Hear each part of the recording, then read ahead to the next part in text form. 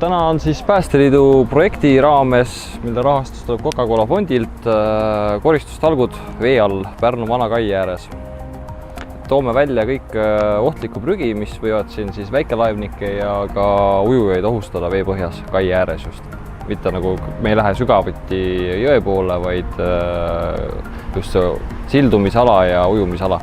Veealuseid koristustalgusi me pole varem teinud, et kui me oleme kuskil sukeldunud ja näinud veealust rämpsu, oleme selle loomulikult välja toonud, aga eraldi ei ole teinud aktsiooni veealuseks koristuseks. Pärnu linnas on väga populaarsed tooted vee all on ostukärud, autorehvid ja tõukerattad.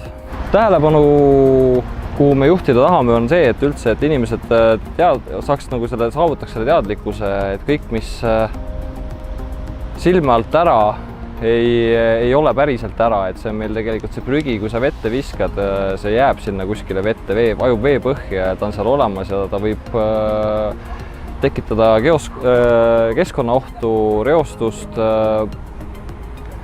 olla ohtlik ujujatele, väikelaevnikele, purjetajatele, et just seda tõsta mereohutuse ja merereostuse teadlikkust.